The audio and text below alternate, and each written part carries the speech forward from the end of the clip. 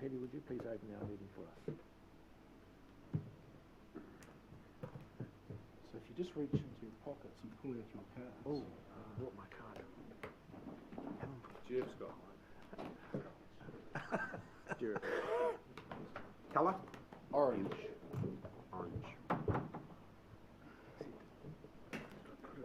Rising of the sun. And it's the second karakia on the orange side. One day we'll be able to just give these away to our friends because we won't need them, they'll be up here.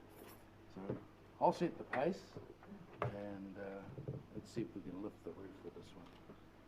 Whakataka te hau ki te uru, whakataka te hau ki te tonga, kia mā kina kina ki uta, kia mā tara tara ki tai, e hi ake ana te akura, he tio, he huka, he hauhu, ti hei monauri. Flip the page. Seize the winds from the west, seize the winds from the south.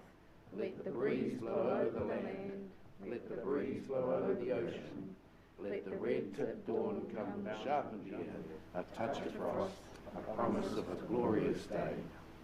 Hilda, thank you, Chair. Maybe. Okay, thank you, everybody. Before we start, just two things I want to say. I'm going to require your patience today, and there'll be no smart comments about Chair having a shocker because I am doing my best to use the electronic system, struggling a little bit. But as you can see, I only have the agenda and no notes, so this is a great effort. Wipe that grin off your face, Councillor Barker. Second thing is, we have a very long day today, and we need to be on that bus because our Tāngata Whenua reps of the RPC will be gathering outside here before 12, and that bus needs to leave at 12, and we have people waiting for its other end. So if everyone can just be cognizant of the fact that we have a reasonably big agenda, but you can make it a lot bigger, and there are some topics on there like the Client Compliance Annual Report that I know everyone's going to be deeply interested in, significant activities. There's a lot of stuff there that people are going to want to get their teeth into, but I very much doubt we're going to get everything done. So we have a deadline. So if we can keep our thoughts precise, that would be much appreciated. We don't want to cut anyone off, never have, don't want to start. So, are there any notices? Any apologies? No apologies? Any notices? There are none. Conflict of interest declarations. Have all our new councillors done the... it's all been done? Yep. So... Here, Reg, just to note, and it may be being unduly cautious, but I have advised PANPAC in relation to its effluent discharge consenting process, and there is a compliance report on that. I don't think it's a conflict, but I'm just noting that out of caution. Thank you, Martin. Just a question, what's the relationship between you and PANPAC and the notice? I have advised PANPAC as a resource management lawyer in the consenting process associated with its discharge outfall, from which there was a leak in terms of its old outfall, which is a part of the compliance report. Right, so you're acting as an individual or on someone's behalf? As a lawyer. As a lawyer They for were my PANPAC. client. It's a clear conflict. They were my client. They were your client? Yes. Okay, so you're the They client. are my client. The PANPAC is your client? Yes, but not on that enforcement issue, but yes, I'm just out of caution noting that there is that. It's a clear potential conflict. Absolutely. Thank you, Martin, for raising that. We just have to be aware because everyone around this room has conflicts that change in each meeting, and I think if we just declare them, we're fine. And as long as they're not pecuniary, it tends to be okay. But declaration, so I really appreciate that, Martin. Thanks. So we will note Martin's comments. So confirmation of our previous minutes. Yeah. I don't have them before yet. I left them. So who has the minutes in front? I don't have the minutes in front of me. So that's Oh, you've got your... They're In they're there? Where are they? Just go back and then In the document. put it back. Back? Oh, told you be tolerant. Tolerant. He's frozen now. Okay, right, now I have the minutes before me. So, are there any matters arising in these minutes? Or for accuracy first? Happy to move. Happy move for accuracy? Second for accuracy? Second it. Second, all those in favour? Aye. Aye. Any matters that are arising in these minutes that are not on the agenda? That was carried, Chair. Yeah, all those in favour of carrying the minutes? I told you tolerance is going to be required today. Not joking. All those in favour that move the minutes? Aye. Aye. Back to our agenda. Minutes are approved. Call for minor items not on the agenda. Got two already, as I understand. Had two from Right. Councillor Foss, and that was the Ombudsman's investigation into Christchurch City Council and the National Policy Statement on Indigenous biodiversity. Do we need to discuss this morning's press release at all? We don't need to. James, give me back to the thing. No, God. I'll get it. I'll get it. That's Um, the record, I was- Do you want to discuss that, Martin? Just Assisted. If there's time, I wouldn't mind. We can't, it's a minor item, it's not for discussion, someone might comment. it's quite relevant, and it's not necessarily a minor item, because minor items we don't have a discussion. Minor items are just a person presenting their view. I think that we do have 5 minutes, because I think it's important enough. If you want to raise this, Martin. But just to sort of understand a little bit more about, and this may not be the best meeting for it, but just to understand a little bit more of the context to the different perspectives surrounding that article.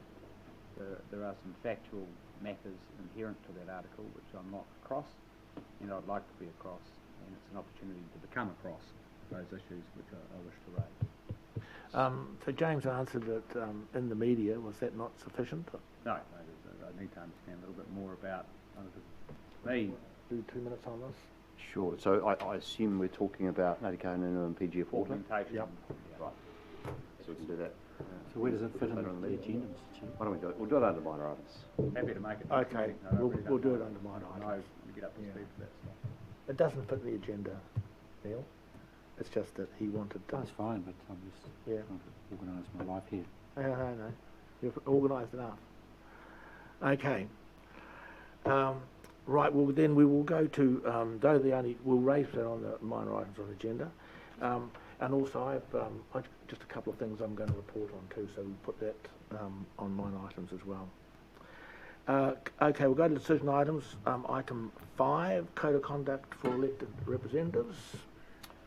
So, Chair, this has had some revision subsequent to the last discussion on that, and so we're grateful to today either that they are adopted or that there are further amendments suggested, which we could adopt today through the process. So. Okay, we've done a bit of work on this, correct? I've got a number of minor technical things as we go through. Sure. Introduction 1, fourth bullet point, it should be between councillors and management, not members. We're not members, we're councillors. Same all the way through here. 2, scope, second line, it says members again, it should say councillors. Sorry, Chair, can I just, since I've been here, I'm just checking with Mr Super. My recollection is that members is a term defined in legislation. Yeah, I think under the Local Government Act, but it's obviously... But sometimes it talks about council and councillors. You should pick one or the other. Have you got a preference? I think councillors. Guidance from the rest of council? You want to have with that? Preferences, councillors? That's what we refer to each other, council, this council. 1, we've got another one? Yeah. Let's just keep flicking my way through. Under the chief executive,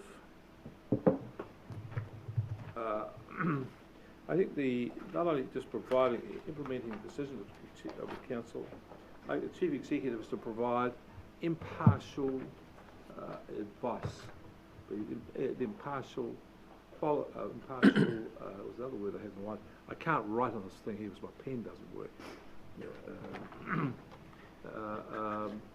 Impartial and trusted. We note that. Impartial and trusted advisor to council. Chair, look, I'm happy with the term impartial. I'm less comfortable with the term trusted, as I do consider that would be a matter of subjective view by councillors themselves, whether they trust that advice or not. I certainly will strive for that to be trusted, but I think for this document I'd be happy just with Chief Executives to provide impartial advice. I'm trying to think about, I was looking for a word about quality, so we want good quality advice. No, Impartial, sorry? But you are our advisor.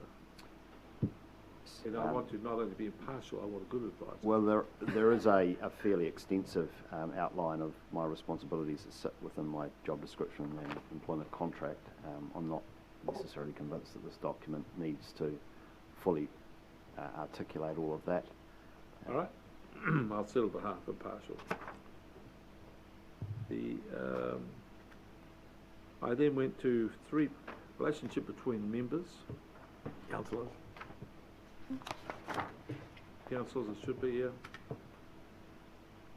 What page are you on, Rick? Oh, I don't know. You're It's zooming page along. 11. relation between members. When you do a code of conduct, I don't like it. I personally have an activity towards a commentary as go, please note. I just take the please note out and just say nothing in the section of this codes intend to limit robust debate.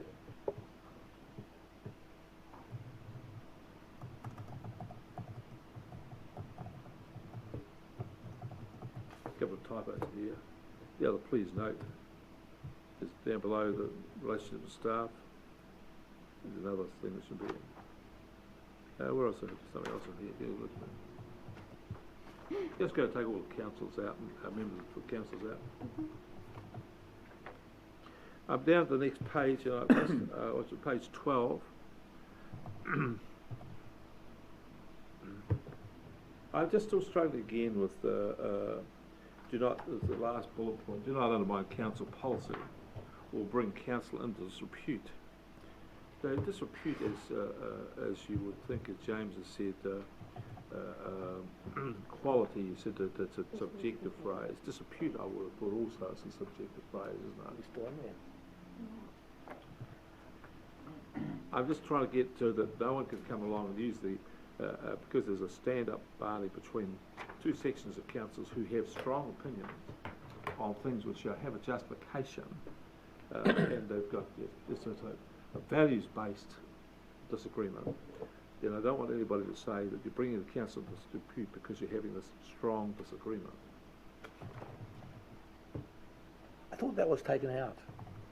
It was changed from undermine to disrepute, but I agree with Mr. Barker's point actually. The theme is still there with Big Brother here. Yeah. I don't know whether there's a chance to respond to Councillor Barker when he's finished. I am just on this point here. Yeah. Yeah, where are we going? Yeah, I would not support a code of conduct that deleted the words undermine council policy. It's really important to me that we work under a principle of collective responsibility, and that when we set policy, we don't act in a way that undermines it. And I think I'd be very happy for this to record that that doesn't mean we can't express our views as we feel them at council meetings and in the public domain in a manner consistent with the way we've expressed those views at council meetings, but to take it to the level of actively undermining council policy. I heard the debate last time, but I personally would not support the code of conduct deleting those words. I'll go with the majority, that's my view, and I don't think it will change.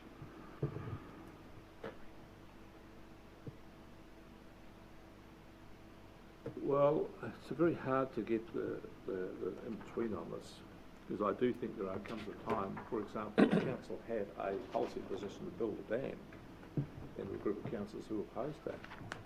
So there was robust debate about that. and a group of councillors went and had public meetings outlining how we want to oppose the dam.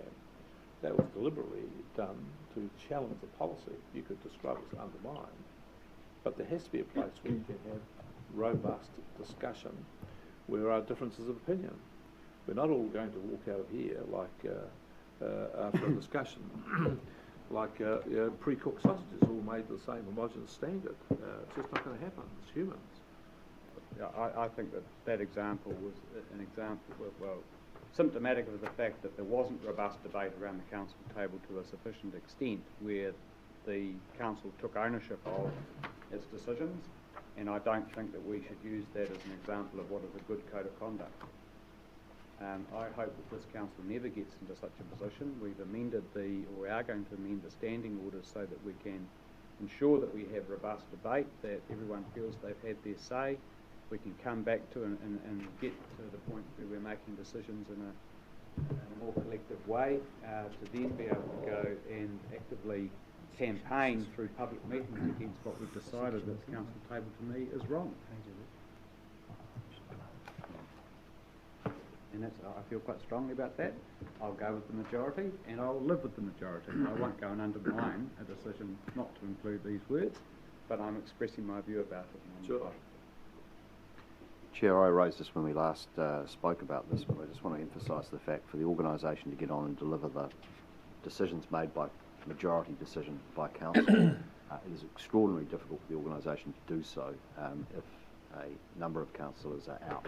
Once a decision has been taken following robust debate, councillors then subsequently go out and then actively undermine or develop public momentum, I guess, against the decisions taken by council. So it is an extraordinarily difficult area. So I have a high degree of sympathy for what's been raised, but I also recognise that councillors need to be able to have differences of opinion and to be able to maintain those differences of opinion. I think it goes to what is subsequently done after a decision is taken by way of active,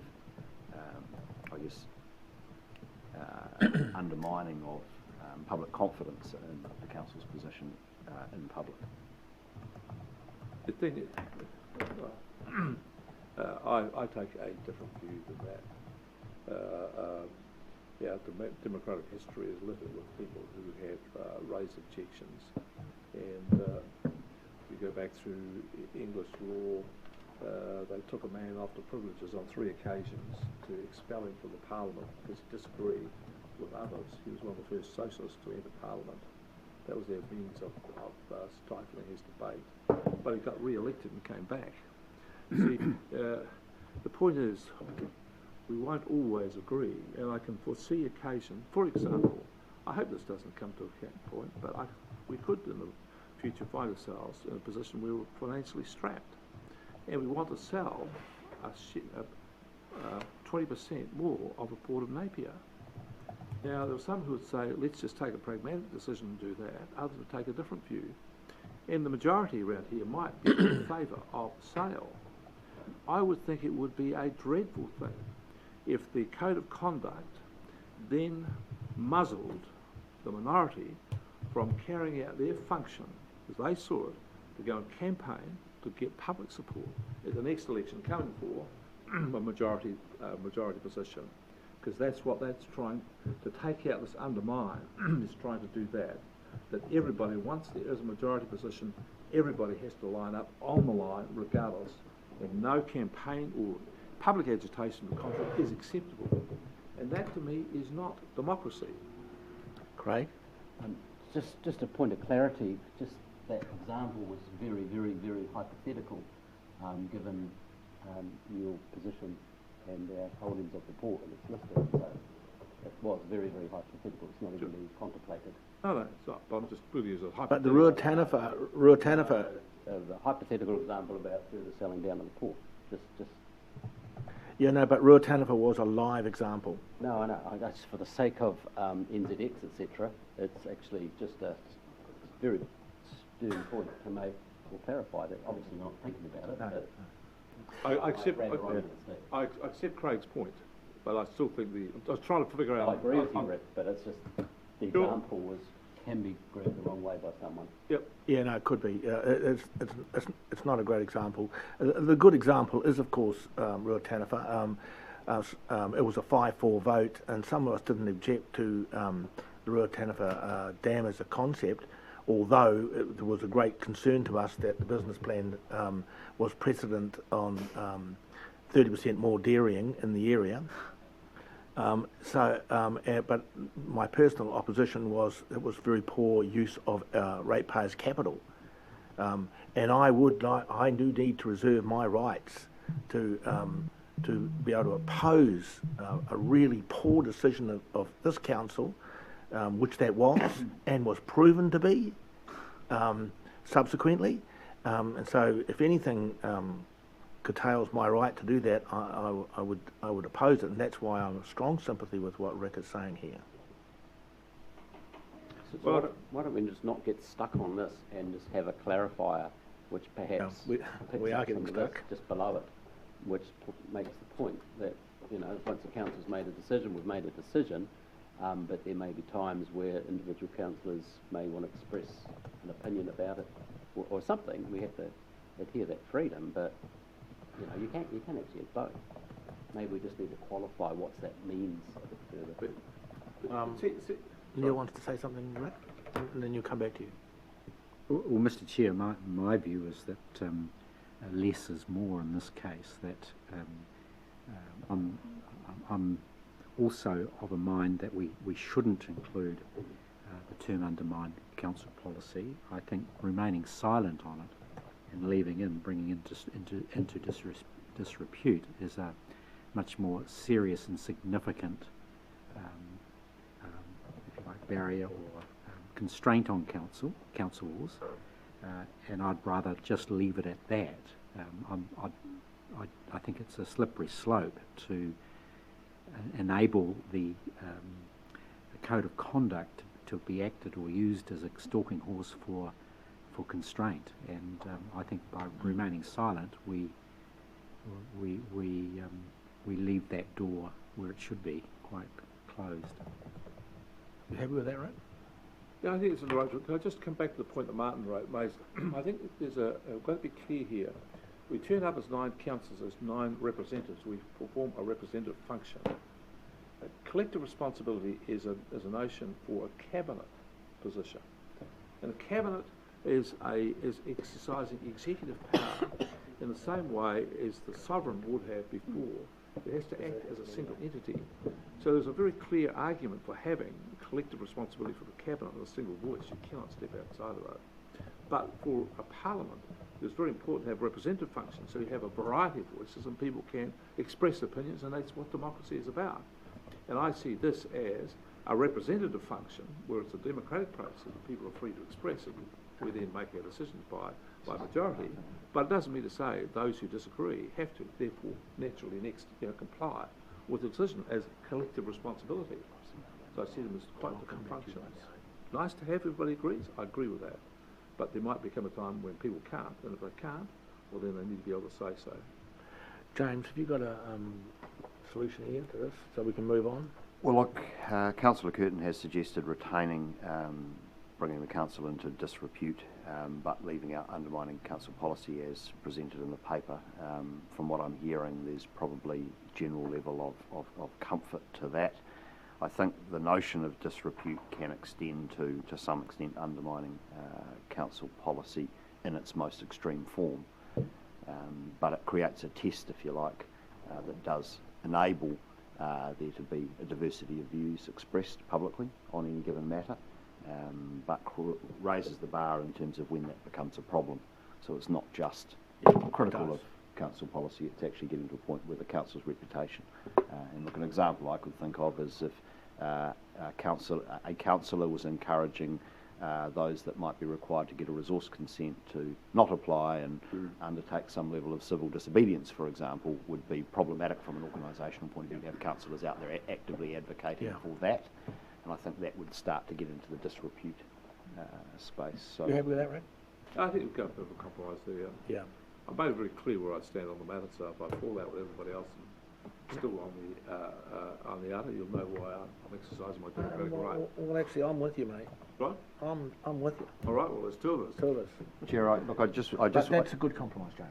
I just note that there is a bigger issue that sits in behind here, and it does go to the ambiguity as to whether this august body is an executive or is a parliament, and it does tend to wax and wane between the two, and the relationship between all councillors and the organisation is actually a little bit more like an executive, because we don't have a clear opposition and we don't have a clear governing party, and on any given day councillors could sit on any side of that, and you're very proximal to the organisation in terms of your day-to-day decision making. James, are you very subtly suggesting there's too many ex-parliamentarians around this table? Absolutely not. Point of order.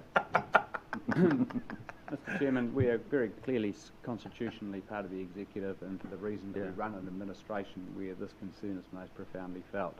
I won't be voting for the code of conduct with those words deleted, but I'm happy for the motion to be put that the code of conduct be passed with them deleted, and I'll be voting against it. Fine, In that respect. and you're not happy with the compromise? No. Okay, rightio. I'm going to put the recommendation with that compromise as suggested by... One more. Oh yes, one more.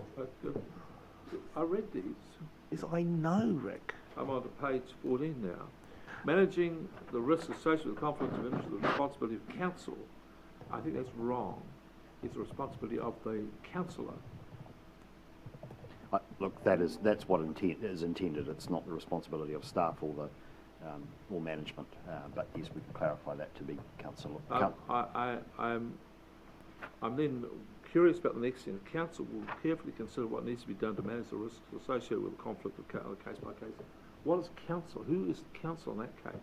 It's the 9 councillors. Well, But I think we can clarify that. Point taken. Yeah, but I'm not sure that's right either. Because I remember the discussion we had with Debbie and so on, and Debbie and Tom. I think there needs to be a better formulation of that, because we got into a terrible hole over that. And I just think it should be, if you want it to be careful, the chair and chief executive will consider what carefully needs to be done on a case-by-case. I think that's fair enough. Look, I suggest that we have the chair and chief executive in consultation with the relevant councillor will consider what needs to be done, if that works. Well, the point is that on occasions people need to have the paperwork chopped off to them. Yes. So you can't have, because if you have a conflict of interest, you must be completely out of the loop. Yeah. And therefore the chief executive must ensure that the paperwork does not go to them, and they have no part of the conversation. Otherwise the conflict is not managed. Fair enough. So, I can't envisage a situation where we would do that unilaterally without consultation with the affected councillor. I know you do that, but if the councillor says, well, I don't think I have, and the chair and the chief executive says, well, do you think you have a conflict of interest? And we're not going to supply you with information. Well, I'm happy with that. Okay. All right. That's fine. Everyone else happy with that? Right. With those changes? I've just got one, sorry. One? I was just waiting for Great. information. Just on page 21, it's in and around conflicts again, or pecuniary interest. There's just a wee bit of a theme, and for example, this paragraph, it's only guidance though, but members may seek assistance from the mayor/chair or other, chair for us, or other persons to determine, etc., which is fine. Just there's kind of a theme of, that obviously includes the chair, right? So if the chair is needing to seek assistance and guidance, there's just make sure that as far as all of this is concerned, as all councillors are equal, and that the chair has access or can seek advice or has the same options available as councillors, as opposed to sometimes it reads as this person's quite separate from the other councillors. It's just a narrative point. So we need to keep the chair as safe as everybody else. So I'll just let that one rest. I thought we dealt with that with the deputy chair would step in, but... No, not for this matter.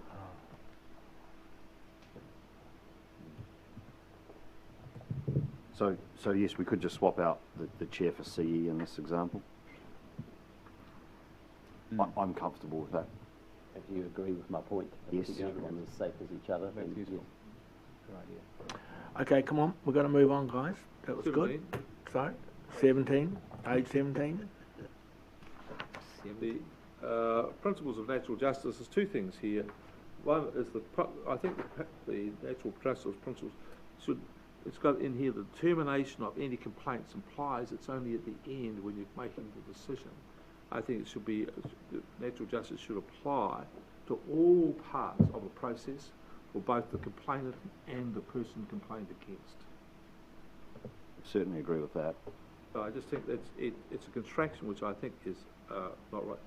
And there needs to also be a new bullet point in here, because it doesn't mention that there's transparency of all the information being provided to the complainant. We talk about the right to know that the investigation's underway, well, but they don't have a right to know what's all the other information. I think there should be an opportunity to be heard, but I think they have a right there to have access to all of the information that's being considered. Yeah, that's fair. Right? That's good. Yeah.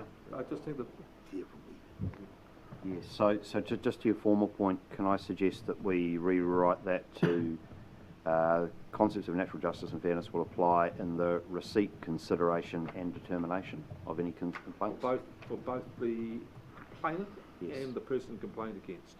Okay. Have you got that, Leanne? Receipt, consideration and Determination of any complaints made under the code will apply to both the complainant And the person complained against. Now, the last one I've got on my list of things here, you'll be pleased to know, Chair, on page 18, receipt a complaint about main concerns the Chair, or from the Chair officer, or for the complaint, it's about the Chair. So if it's a complaint about the Chair, then it goes directly to an independent investigator. I thought I raised last time you did. that it should go, the Chair should go to the Deputy Chair. Yeah, no, that was the point. That's right. Yeah. So You can just make that, if you agree with that, just make it. Yeah, we did agree with that already. everyone else comfortable with that? Okay, we'll make that amendment. Les, I'm done. Any other? One. Martin? Just a question, not a strong view, page 23. Why have we taken out the wording that no elected member should create a disturbance, be disrespectful or use offensive language? Is that just inherent in the preceding words that we are to maintain acceptable standards of address and debate? Is there a reason for taking that out? Was just considered unnecessary? Because we certainly wouldn't want to be doing any of those things that have been deleted, I assume. I'm not sure why that was deleted. just for that reason, just because. Redundant. It is inherent in it. Yeah, All right. And also, it's an appendix, so it's not enforceable. Get the other crunch of it. Okay, do I have Creating a disturbance, Councillor. do we have a mover for the three recommendations that we receive it? We note the changes. We also note that it can't be changed without 75%, and adopt the code of conduct as amended today and agreed. Do I have a mover, please? Not you. Neil, second Rick. All those in favour? Aye. Aye. Against? In respect of the clause to do with undermining, I vote against. Thank you. Otherwise, happy to adopt. Do you want your opposition to that Yes, noted? I So, definitely okay, do. we need to, all those in favour raise their hands. And against, and we will note that opposition. Thank you very much. Item 6, Councillors' Remuneration and Advances, page 27, so you want to pull that to So look, Chair, when this was last considered by Council, we had some indicative numbers based on some assumptions around the number of Deputy Chair roles. Following the election of councillors to the various offices, we are in a situation where we have less of those positions needing to be remunerated than had been anticipated.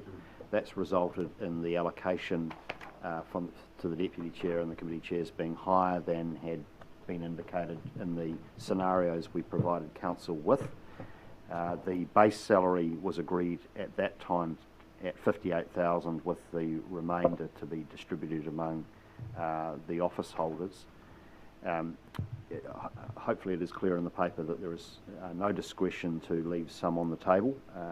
Council is required by law to apportion and distribute the total pool.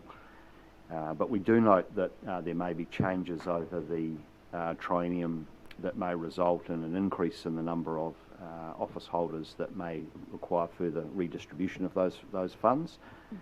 But for the time being, it would be necessary to distribute the full sum. So, based on a base salary of 58,000, the deputy chair and committee holders would be 81,370. It is, of course, open to council today to increase the base salary or decrease it, and change the distribution to the office holders accordingly. Question? This is what I have an issue with the paper. If we're going to move to, in the midterm, to have another change in the chair, how do we organise that then? Because I just think the numbers would change. I would like to see... The deputy, the chairs would all get reduced. And that's the issue, that's the challenge in this. Can't we come to another way of, can't we make this on the basis of, anticipating what that's going to do and have it spend a lot? Correct. Every cent? Correct. Can't put it into a Christmas fund or something? Aye. No. Donate to hungry children? The Remuneration Authority has been asked that question, and they've provided a definitive view. Okay. So it does arise a disparity, because my view is to keep the councillor, the basic councillor's remuneration as high as we possibly can, and that's what we did last council. But we do have that challenge that during the term, if we decide to appoint another chair, and we have done that, we did do that last term, where would we find the money from? So, do we have some advice on that from you, James? Well, you'd find the money from redistributing within the allocations. yeah. So there'd just be an adjustment required at that time. But look, if there was one additional councillor that became a committee chair, it would not make a huge difference to the remuneration. The only thing is, I have a natural aversion to cutting someone's pay. I'm very happy to raise pay, but I just have a natural aversion to cutting halfway through, because if we do that, then someone's have to go down, and I don't like that. Well, based on our understanding of the legislation, that is unavoidable. It's just simple numbers, isn't it? It's your total less your base, whatever's left divided by the number of chairs / deputy chair. So if we have 10, it's divided by 10, it's like 5, and it is done. So going into it, it's dynamic, and understanding that that may change if the construct of chairs changes. And I've considered this, and I was quite interested in what you just said there, James. It wouldn't change much even if there was an additional chair. And I'm cognizant that particularly some new members, as we get further up to speed, are probably more than capable of taking up more office type senior roles, always over vacancies appear or whatever. So I understand it's quite dynamic, and if we expect it to be, then it shouldn't be a surprise whatever happens within the constraints you've described. Is that right? Look, that's correct, and I think to the chair's point also, the higher the base salary, the less that there is to apportion to others. So then when there are changes, the proportional change will also be less as well, which I guess is an added advantage of having a higher base salary. So Which is option one. So if you're going to do that, would you then, if you raise the base salary, so then if you go from 4 to 5, would you then be reducing the base salary? Is taking it from Probably the base not. salary? No. Or are you taking from doing it from the chairs? It's really interesting. I just want to have a brief talk about this, because we have some councillors who who won't be chairs and haven't been chairs in the past, and yet do an enormous amount of work, and you have some that do less, and you have being a chair is not that onerous. So I look at this and I think I favour option one, but then if you split the chairs thing, the chairs get below, because that's what we had last time basically. It was about $10,000, $12,000 difference, which seemed appropriate to me. But then, of course, you have another chair and reduces, well, it does reduce substantially. It'll be a $2,000 reduction. So, it's, it's quite a difficult one. Given we can't put in money in a reserve, which would be the sensible thing to do if you're running a business. Well, Mr. Chairman, I'm a little bit embarrassed by the differential, I have to say. Yeah. And I voted for option 3, really thinking that we were looking at about a 58 to 73. Yeah, that's what I thought. It does trouble me that there might be some, not discomfort, but some unease about that differential around the table, or some resentment about it, and that would upset me. So, bearing in mind what you say about what could happen in a year, I just say that I want to signal that I'm a little bit uncomfortable about the differential, and if there's anything that could be done to it, I'd be open to that. Thank you, Martin. Neil? Yeah, Mr. Chair, I'm of a mind there as well. I wonder whether we can just compromise here and go for 60k for the base, and that means that the 4 deputies just drop down to 80, so it's a 60-80 split. That would be interesting, yeah. Is there any support for that, really? I'm with both those comments. I think the difference is too high. I agree with you that I thought when we were looking at here was like 12 or 15k. I thought that was a fair enough differential. And however we work it, I still think you need that sort of differential. So however you work it, let's work it backwards to get to that. Craig's quite right. It's just a matter of numbers. So just someone's got to put all the numbers and go and work them out.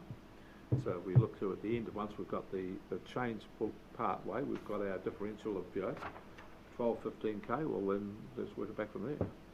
So Neil's suggestion's not a bad one. Yeah. That's a compromise suggestion of 60k bottom line. It's not here. It doesn't exist as an option.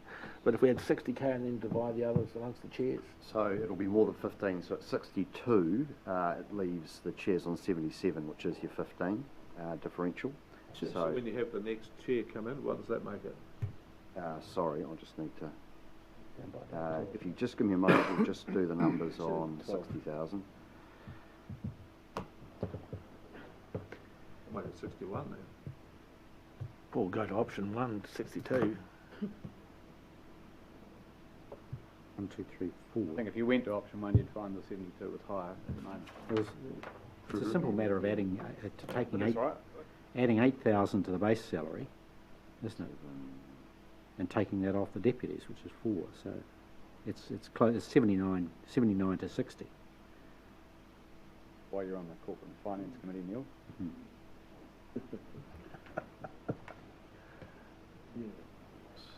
So it's $79,370 at 60,000 base. Yep.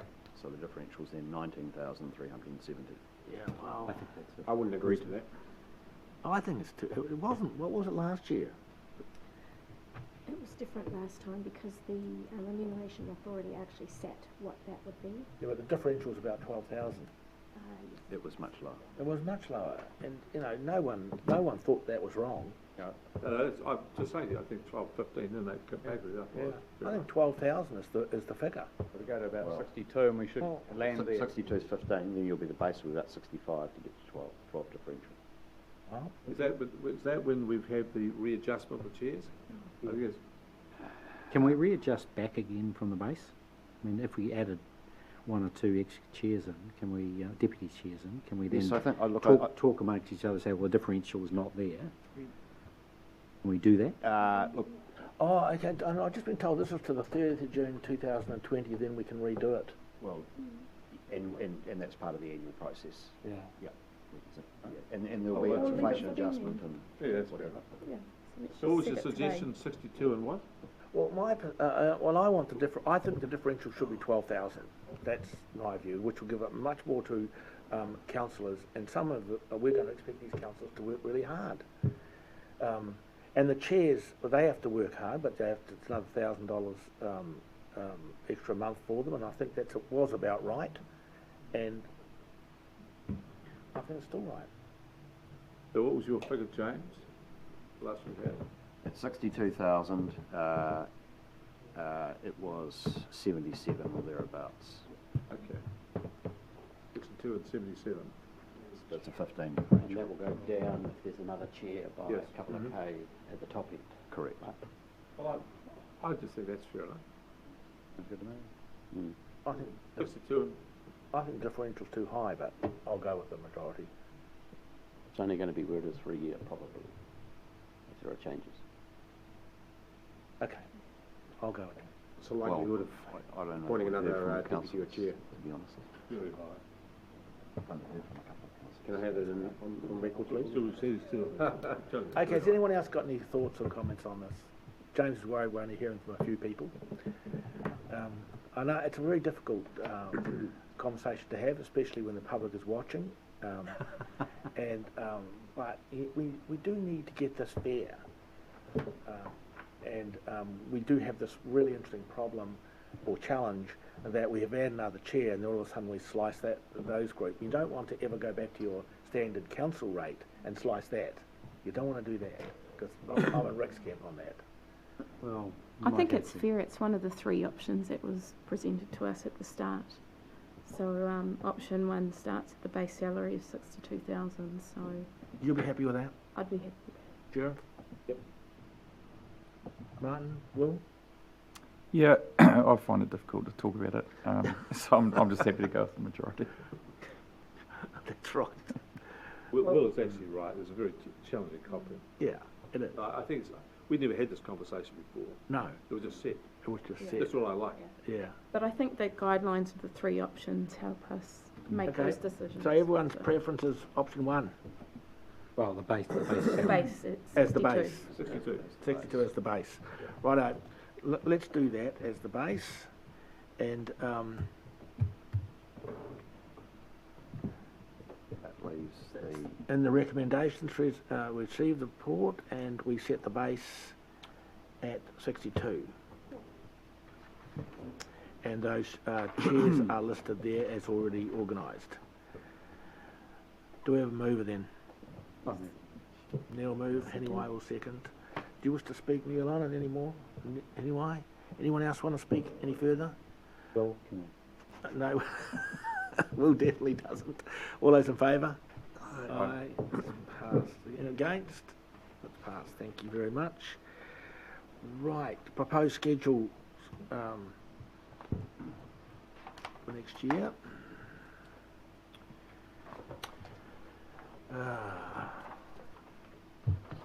James, you can tell us what we end. So, Yeah. look, a couple of things to note in here. Obviously, we're trying to squeeze a lot in. We've put some workshops in there around the strategic plan and the annual plan processes as well. We've proposed the regional planning committee for every 8 weeks. Was running it every 6 weeks. We've had concern from the regional planning committee about the time between receipt of papers and meetings, and so we've had a request which I haven't yet developed a level of comfort around, for papers to arrive 3 weeks prior to the council meeting. I think 2 weeks might be as realistic as we can be on that. So an 8-week cycle for the regional planning committee feels about right, but it's obviously something that we do need to discuss with the Tangata Whenua reps on that. But I'd also note that we don't have complete flexibility about the timing of that committee, because it's got to work in with every other committee. So this is a giant juggling exercise to ensure we get the right frequency of each of the committees. We've got the Māori committee similarly every second month, and the other committees effectively quarterly is the general shape of things. So, James, just on that, just a quick question. So have we agreed that we will continue with the Māori committee? Has that been formally agreed? so It was formally agreed? Okay. it was agreed as part of the governance structure, and the council members were appointed. What we haven't agreed to is the terms of reference. Okay. And I've suggested to Mr Munro that we bring that terms of reference forward probably by the end of the year. The committee at the time discussed deferring that decision till March next year, Okay. but it is important that we get that committee up and running. And I guess the deferral was based on the view that there might be some changes to the composition of the Māori members, given the discussions were underway between the Regional Planning Committee and the Māori Standing Committee over representation. But look, I Is think that in the terms of reference? Will that, the terms of reference defines the membership on the tangata whenua side. I think we're getting to a place where the status quo is preferred by everybody, and so I've suggested to Mr Munro that we simply get the terms of reference up to the council meeting in December and get the committee back underway. And if there's further suggested changes in time, changes to the terms of reference could come back to council for consideration. Mr Chair, I'll move recommendations 1, 2 and 3. Councillor, thank you, Neil. I just want to Paddy, I want to make it clear from my position that we have a Māori committee, that it is made up of the 4 tai whenuas, and the 4 tai whenuas have the choice to select who they wish to select. And no compromise on that. It's their decision. From agenda item, Mr Chair. It is. It's that's the second You're time having you've a shocker. raised that. You're having a Okay.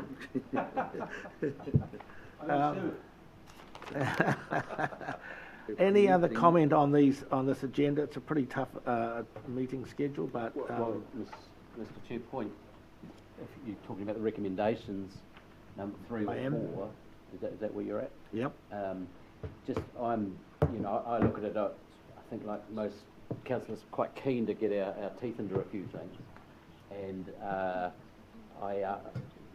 kind of okay with the schedule, but number 4 perhaps deserves further discussions, because I'm quite anticipating meeting the people responsible for the areas I'm involved with, initially at least, quite a bit more, because I note that some of these, we would have been in council for 6+ months before some of these meetings actually happen, and most of the papers seem to be quite historic looking, and so I'm quite concerned that we, or at least I propose number 4, if we have just further engagement as what our intents are for these various committees now we're confirmed in them, because I anticipate having quite a few more very interesting audit committee meetings. Not necessarily with the full council, of course, but Yeah. occasion may well arise. Do you want to add something into here, Craig? No, number Yeah. 4 covers it, actually. I know 4 covers it. Okay, that's fine. Okay, is any other? I've got some suggested change of date to it, find it, if that's okay. Oh.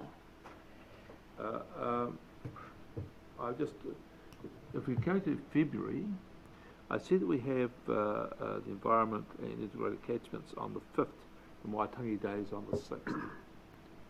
I just note it's a Kiwi practice to try and join up holidays, and I think given that sort of I think, can we shift that day there? Can we have it in the, we move it from that beginning period there somewhere? Well, so Councillor, we fully anticipate that the Kiwi practice of extending Waitangi Day will fall to Friday the 7th, and people will make a long weekend. I know, but I thought people might want to take the whole week. What about the whole month? No, I can't, seriously, but just... Councillor, seriously, we've blocked out the whole of January for people to take their holidays. Anyway, just a... It's challenging. To Councillor Foss's point, we've put a finance audit and risk committee meeting, obviously, in that second week of February, noting that we need to get underway with that as well. So. No, I think February's a working week. We have Waitangi Day, which hopefully you will all attend and come on the hikoi. Well, Mr Chair, But I just make a note that even if we do adopt this now, we can amend it on the way through as issues arise. If we need to take a holiday on the 7th or the 5th, well, we can, but we'd change that. But I'm suggesting we just get on, adopt what we've got. yeah. Well, certainly it will be important for paper planning, etc., that we do have the early indication if there's going to be any changes, Councillor.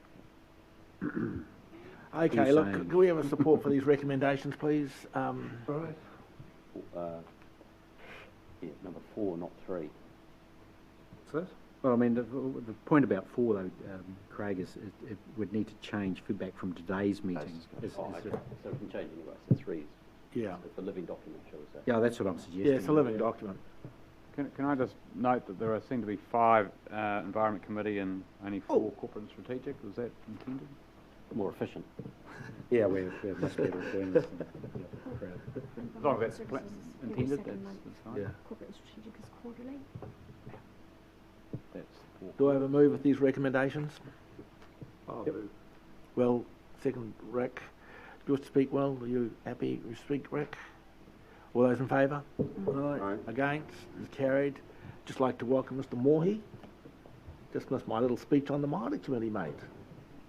That's not on the agenda either, Neil. Mr. Chair, before we move on, can I just take us back to page 27, 2.2? Have we accepted the updated elected members' expenses and allowance policy? Have we done that? Yes, Yep, okay. have accepted the paper. Mhm. Okay, we will move to item 8, future farming. So, Chair, this has been previously discussed. There's no significant new context to provide to Council, although I think when this was last discussed, there was an indication that the previous council appointee would be acceptable to the trust for reappointment. I think it's fair to say that that's not the unanimous view of the trust, but probably the view of a majority of trustees, although I couldn't be certain about that. So this one's really just for council to make a decision on. Rick, what are you wondering around here for? I'm just looking at asking the end question. Well, I need you in this one, mate. Right? Okay, right, Councillor, so you've heard from James. This is a very interesting one which we have before us. So basically we are taking nominations for the council representative. The staff are recommending a councillor, and I understand that, but I wish to recommend that we do stick with Tom Belford on this, on the basis of the email that you all received from me. So I will be nominating him for this job. Do I have a seconder? I'll second that. Rick will second it. Do we have any other nominations? I'll nominate Will Foley. Thank you. Do we have a seconder? Seconder, Martin. Okay, so we have 2 nominations. We need to, we will speak to our nominations. Rick, I'm going to lead off with you as a seconder. All right, well, thank you for the prior warning and advice, Chair. It's given me time to reflect on this. Look, I feel in a bit of a tangle here in a way, because the nomination for Will, and I know Will's background and skills in place, and Will, I think that you are a highly credible candidate for the position. Yeah, all the rest of it, I've started to think now, why am I supporting Tom in a way? But I'm supporting Tom because not because he's a friend of mine or anything like that, none of those reasons. I'm supporting Tom, I think, because the Future Farming Trust was his idea. He brought it to this council table against an enormous amount of opposition and cynicism about it, and he persisted with it, and in many ways, in almost every way, it's his creation. And for that, I feel that the Future Farming Trust is like Steve Jobs and Apple. You with me? He's the creator, the founder, the driver of it.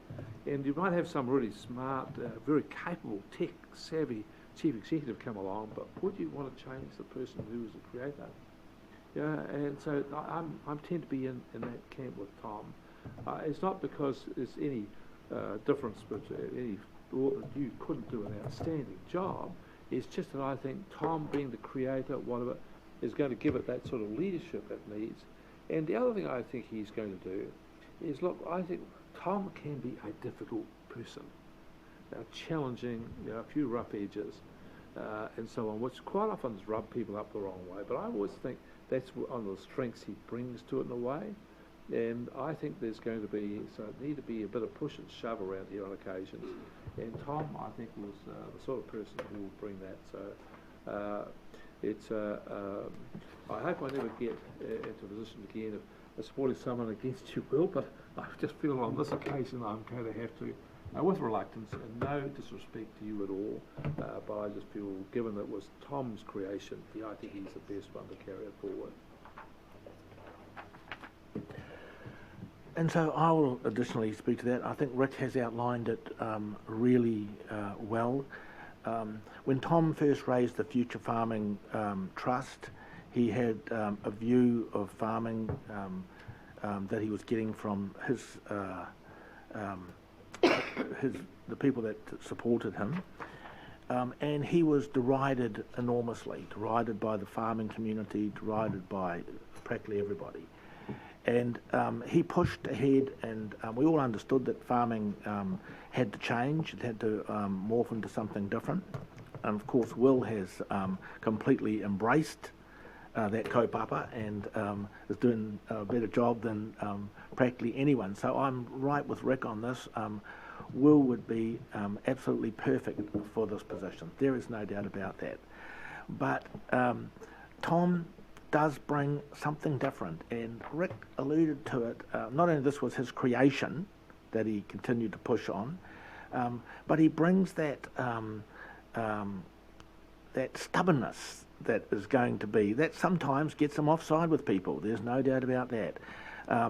But he brings that, and we're going to need a certain stubbornness to actually get this across the line. He's a very good group of trustees. And Tom also has, but Will also does, is a great intellect. So he reads enormously about all these issues, and he understands these issues. He understands where we've got to go, and we've certainly got to go somewhere different from where we are today. And I think he will be a bit of a thorn in the side of some people. He's been a thorn in the side of us, Rick and I. He's jabbed us in public.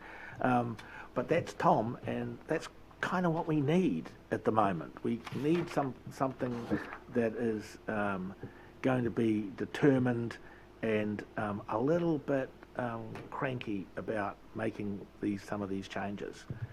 So I'm really happy to nominate him. Now, I'm not sure what the process should be, Jane. Do we put that as a nomination and before we go to the second one, or do we allow or do we? You have Allow vote. the second one. Allow the second. Then vote. Okay. So, What's the Craig, voting method going to be, Chair? what do you mean? What's the voting method? You've got to have first past the post or proportional representation. First past the post. So, Craig, supervised? the floor is yours, Craig. Thank you, Mr. Chair, and I respect the points you've both made. Potentially, actually, if Councillor Foley is our representative there, remembering this is about the council representative on that trust, and there are, I think, up to 5 trustees on that particular trust.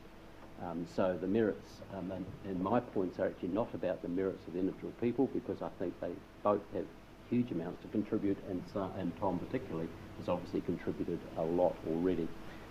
But my key points are, first of all, this council, the original intent or expectation, at least as in the terms there, point 5, was that it was a council appointee, a councillor or staff member.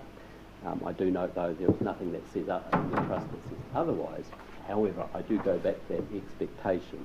Also, that expectation, I imagine, on behalf of ratepayers, because we as a council and ratepayers, I'm sure, demand visibility over the appointments to various things that we are involved in, such as this particular trust, and for this council table to have communications back up an elected councillor for what's going on the ground.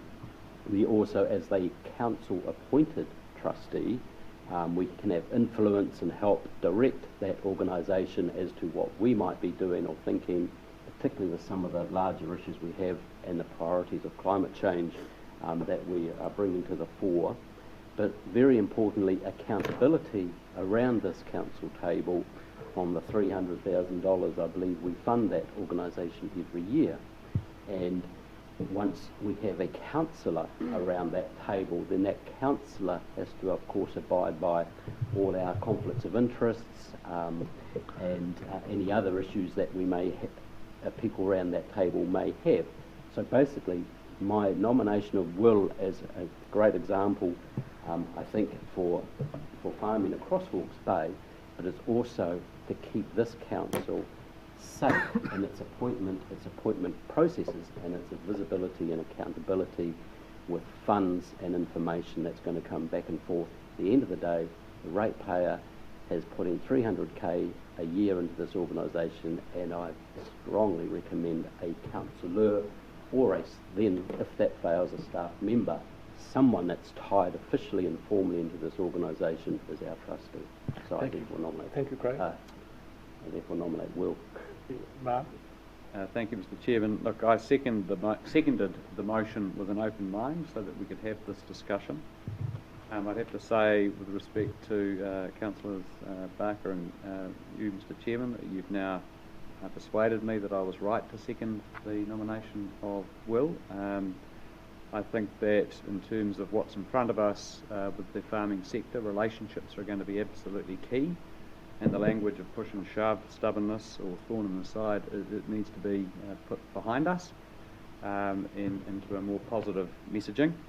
I think Will's eminently experienced. I think that he would make a great appointment to this trust, but really where all of it lands, and the most important thing is what Councillor Foss has just shared. This is a council appointment. It should be a councillor. For that accountability reason, and so for that reason primarily, and all other factors aside, I support the motion, the nomination from Councillor Fox.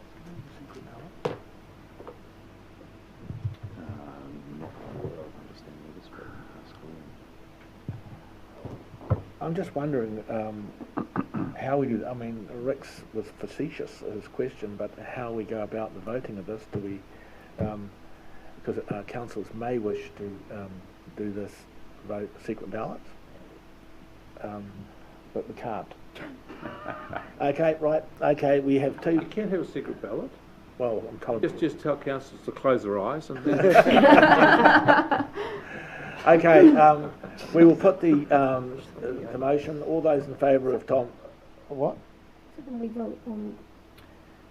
That's the way I interpret it. Is you put forward an initial motion. There was an amendment to the motion raised, so we would vote on the amendment to the motion in the first instance, which would be Councillor Foley. Okay. And then if that fails, then we go to the substantive motion. Well, the normal way when you do these things is you ask for those in favour of one, those in favour of the other, and it's just a simple first past the post. That's how I thought it would do. That's how we elect the chair, isn't it? We only have one nomination. Sorry? That's reasonably prescriptive, but it's a vote again. I don't think there's a substantive difference between the two, to be frank. But, No. Let's just play by the rules. So we have an amendment to the substantive motion, and that all those that vote and let's be clear, the amendment is Will is our trustee.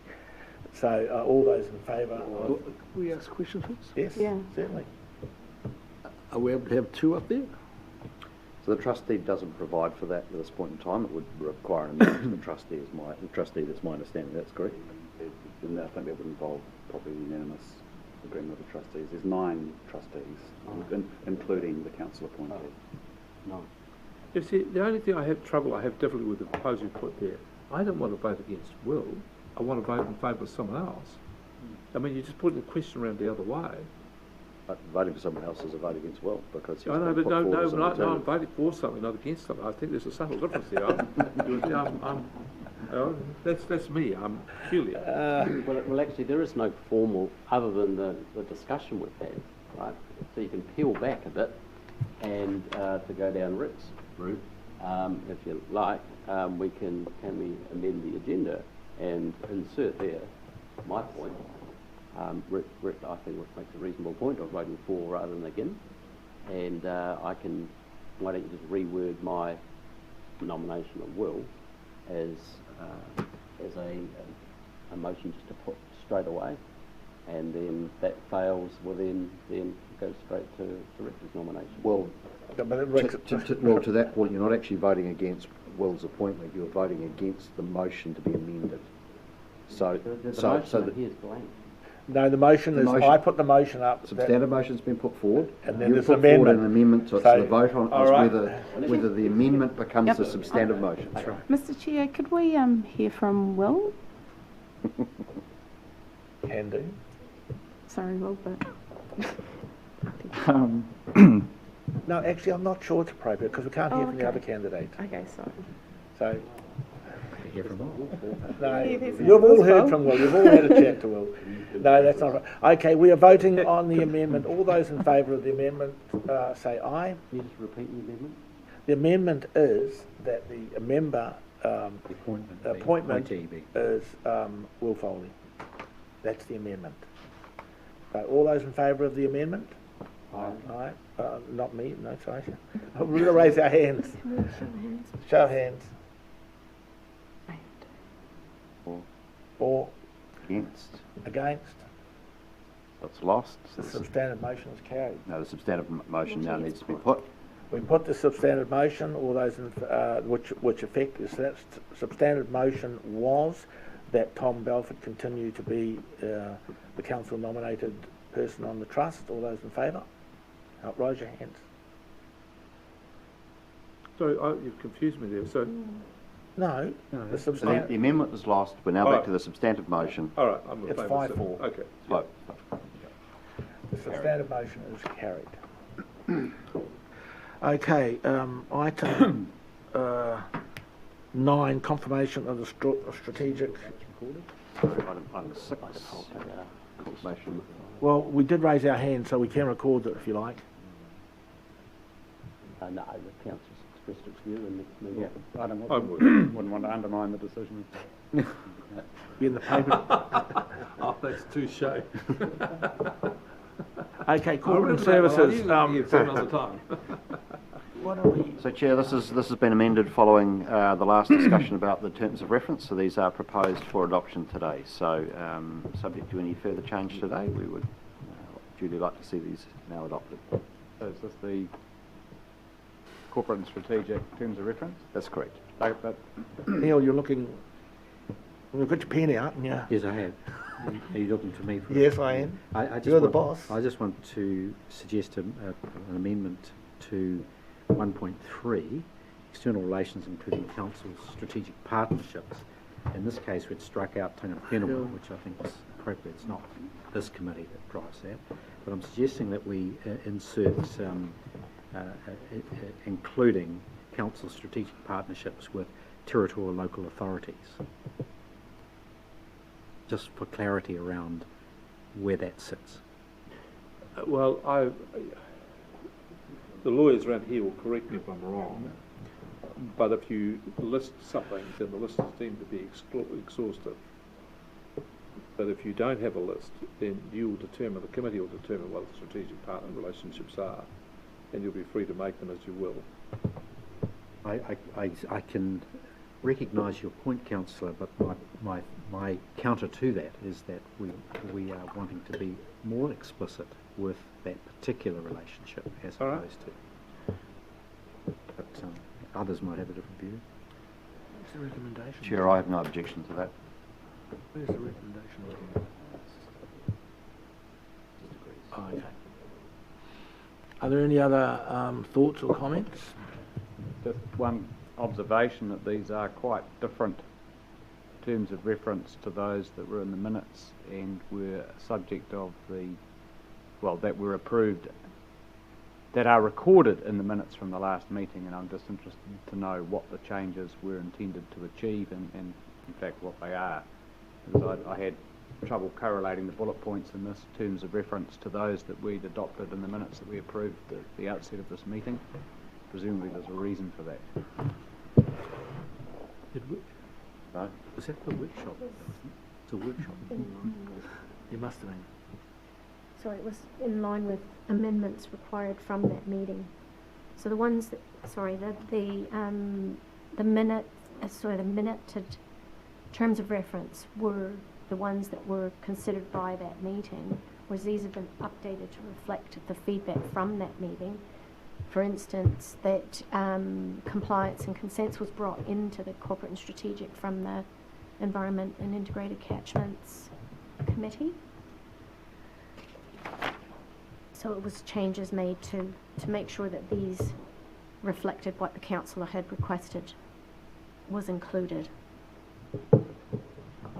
Yes. In addition to that, however, the deletion of climate change and the inclusion of consenting, there are other changes.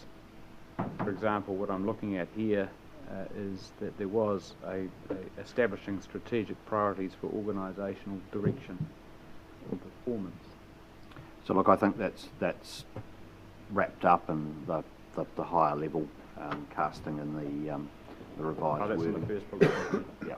Okay, as long as that's the only changes that were made and that's the reason for the change, they just appeared in a different order and quite differently. You all right there? Yeah, I'm fine. But, Craig, you all right, given that you're involved in this one? I think Absolutely fine.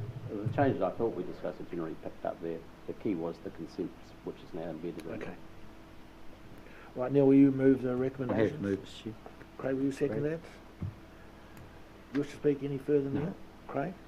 All those in favour of the recommendations, say aye. Right. Aye. Against is carried. Thank you very much. Okay, we need Rick now, don't we? Fixing the common seal. so. Nothing significant of note there, Chair. Okay. Do we have a mover to affix the common seal, subject to the thing on the paper? I'll move, Mr. Rick, Chair. we're fixing the common seal, mate. You left the room, and important. Do something. Rick will move. I move the common seal. Thank you.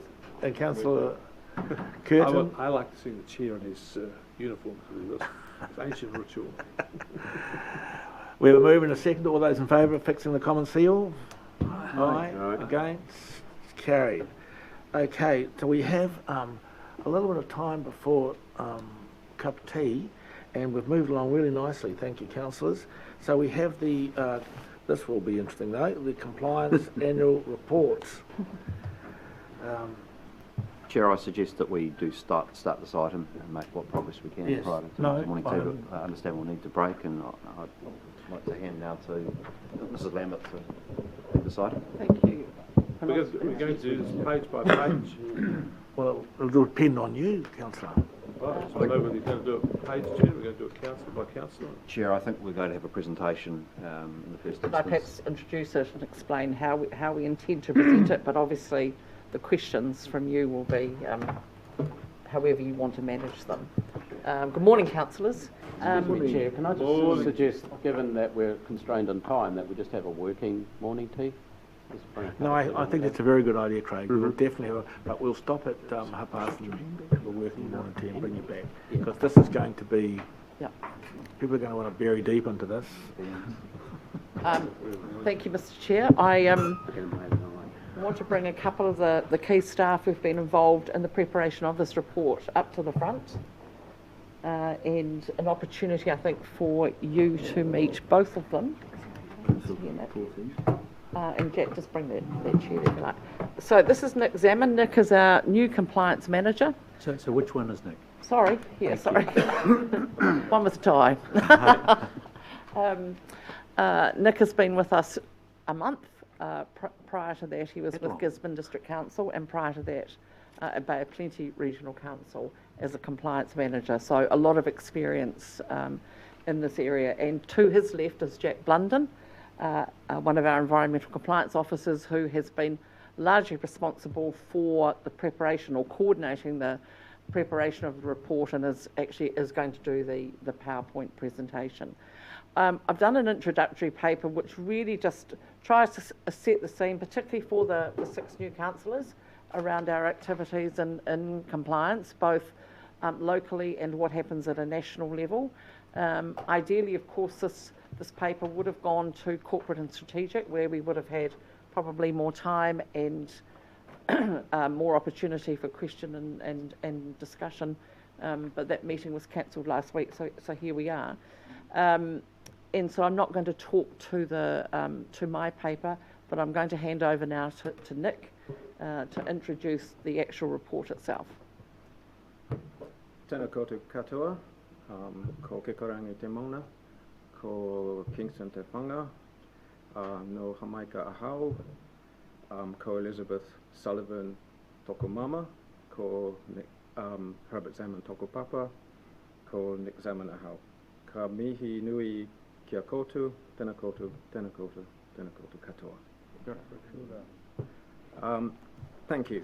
Through the chair, Morena councillors, just going to give you a quick overview of the report. I think we have some slides. If we could, do I just click? Yep. Just look at the screen there, Nick, just down in front of you. Okay, yeah. Yeah, so this report is our annual compliance report, and it covers the period from July 2018 to June 2019. It covers all the compliance and enforcement monitoring activities, but it also includes a bit around our function in contaminated land. I just want to point out that it's the first year that we've used our IRIS system. This is our integrated regional information system that the consents and compliance team uses, and so it's the first time we've moved from our old system to a new system. It allows us to interrogate the data a lot more and to analyse and pull out a lot more information than we used to as a council. It's also the first year that we've shifted to the 4-point grading system, which is in line with MFE best practice guidance. It allows comparison of national data sets, so all regional councils and unitary authorities are effectively using that system now.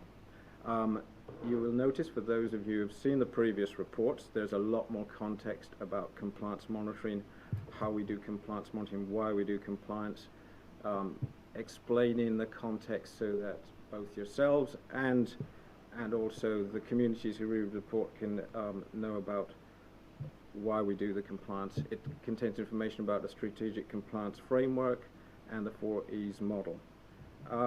And the report also highlights a need to work much more collaboratively with Tāngata Whenua throughout the region over a range of compliance issues, and we've made some suggestions in the report on how we might actually do that. I'm just going to hand over to Jack London now, who did a lot of the the legwork. We didn't have much time to put this report together, and I acknowledge that it's been a big effort by the rest of the team as well. So Jack's going to go through the stats with us, and we'll take any questions after. Thank you. We'll keep it fairly high level with the presentation, and if you have any specific questions afterwards or during, just shout out. Are you happy and we during? Beg your pardon? Are you happy during? When you put the slides up, I know this is going to be some... That's in your hands, of Mr. Chair. Yeah. No, I want to know if you're happy that you take it slide by slide. During or not? Yeah. Okay, Yeah. that's the way we're doing it. No, then. definitely. Right. Oh, I think that's it. Right, so if we start with the resource consents that we have in our region, we've got 8,500 current resource consents on our books that have been exercised and are in use or completed use. Of those 8,500, 3,290 of them require monitoring during the 18-19 period, and about 60% of those were for water takes, and 1,200, or the remaining 40%, were for discharges to air, land, and water. So the other 5,000 consents that we didn't monitor in the period are mainly for bore consents or one-off activities that have been completed where the monitoring's already finished and or wasn't needed to be done during this period. As you can see by the graph, most of our consents are dominated by irrigation, but other large chunks are our domestic effluent, air discharges, and stormwater, and then other ones in there as well. In terms of our compliance for the year, we monitored 90% of all of the consents, all of that 3,000, and of those, 93% were graded fully compliant.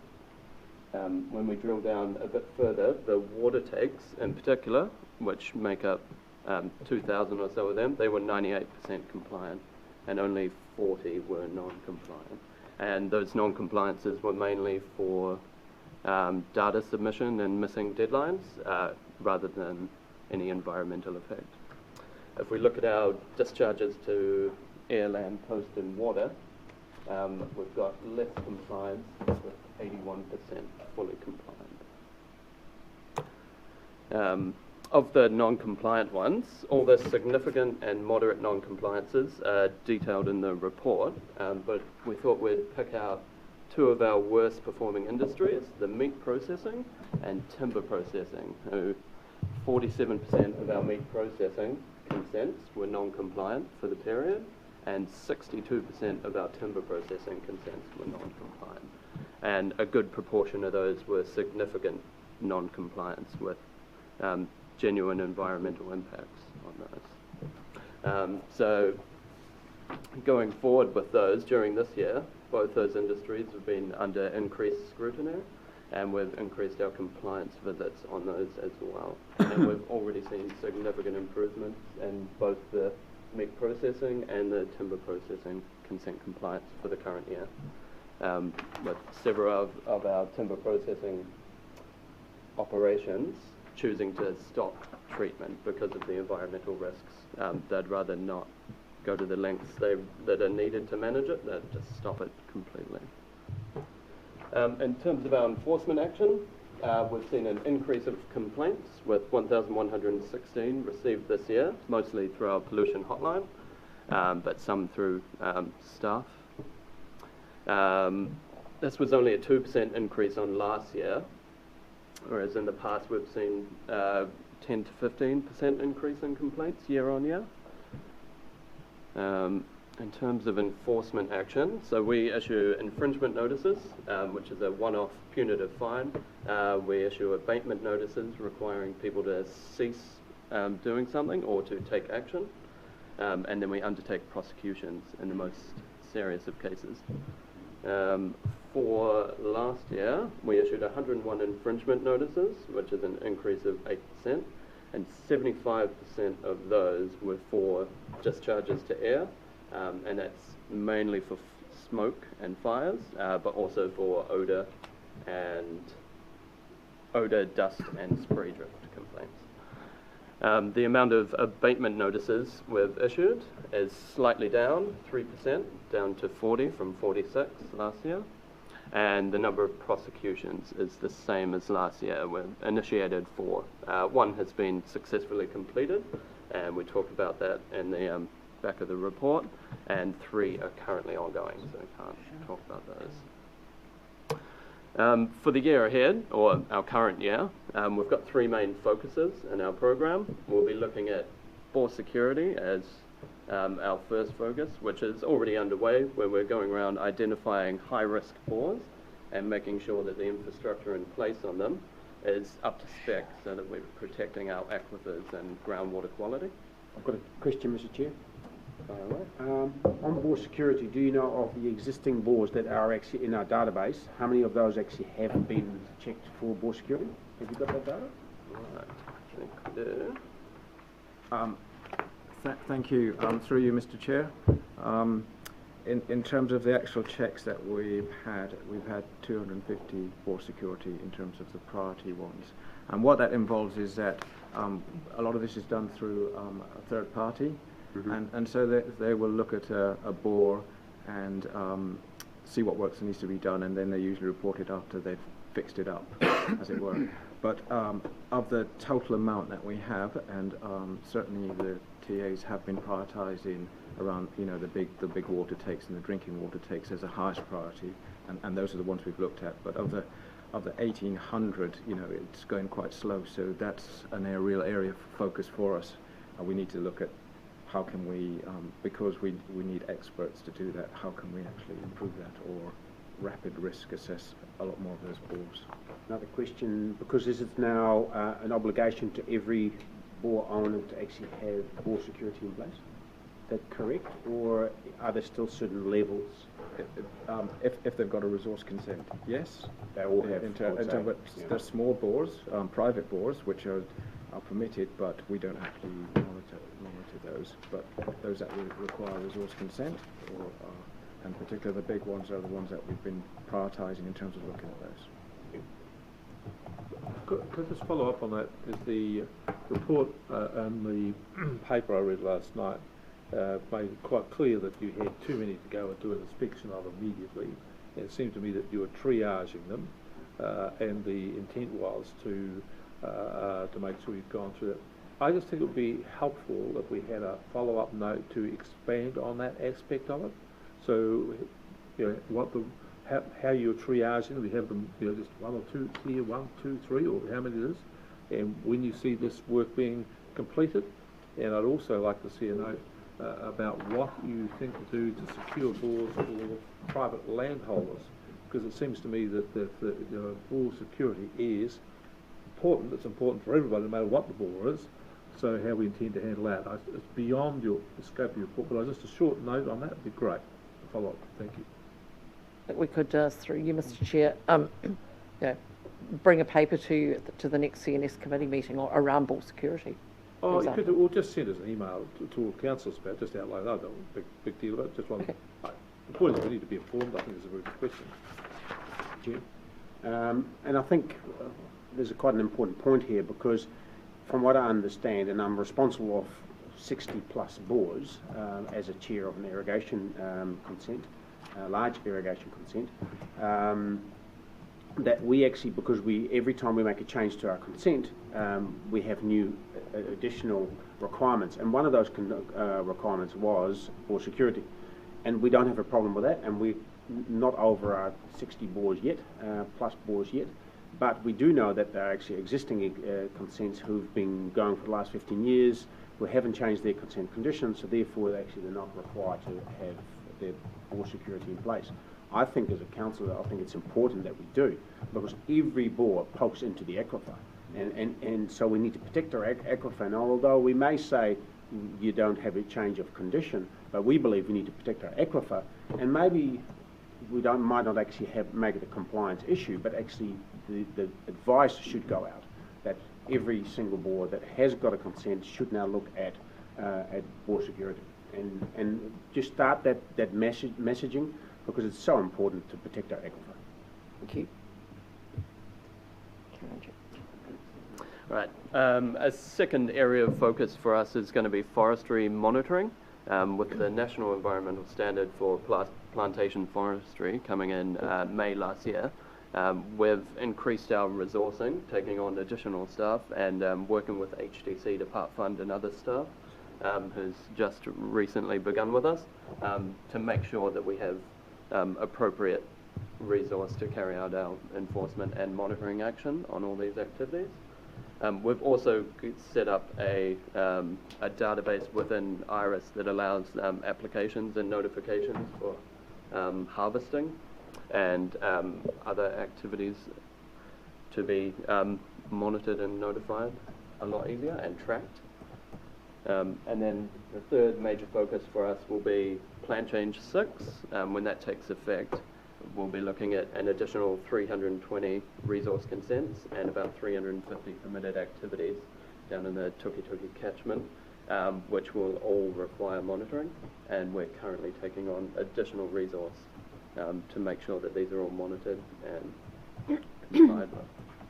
I've got a question to that. So what confidence can you give us that for regular consent applicants it's business as usual, given we've got this very large bubble of 320 new consents coming up the Tupi, if you like, or down the Tupi, that the effort and resources required to facilitate and manage that, as well as people just going about their normal business and doing a normal consent. I guess my question is really, will there be an interruption to normal delivery as you manage, and are you confident that you can manage in a short time these additional consents coming at you? So I'm happy to answer that, Councillor. So we have been planning, incremental increases in our workforce in anticipation of this happening. The first tranche of resource consents are due to be issued by the end of May next year.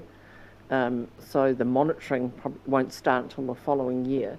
But in terms of being able to keep doing our other regular monitoring, we are confident about that, because a lot of it is actually people reporting back into us rather than, having to go out and do a lot of site visits, although site visits are important from time to time to verify what's been sent into us clearly. But the way that we've got our systems increasingly set up allows us to have more oversight of what's going on rather than relying on just on site visits. Yeah, but my point is, from a service point of view, yes, can they fully expect normal time frames, etc., given a reasonable consent application, will go through by the normal process, won't be disrupted by this large amount of consents coming, which you've known has been coming for quite some time, so you're set up to manage that. Well, we are, and we do deal, because we often have common expiry dates for consents and catchments, we do deal with bubbles every year.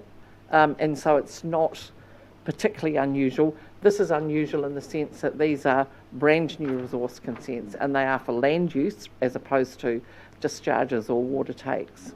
So there's a whole lot of new learning required there, but no, we're gearing up for it. You don't anticipate any disruption of normal service? Perhaps I can also add, look, it's not anticipated, although we've obviously had to make some educated guesses around the volume of work that will be required. There is additional resourcing coming into the regulation area in the next annual plan, as per the long-term plan, and so part of the discussion with Council about the rates increase for next year has a bearing on that level of resource. So you have yet to obviously adopt the annual plan for the 2021 year. And so there are some choices that sit ahead of you in terms of confirming that additional resource to meet some of this growth area.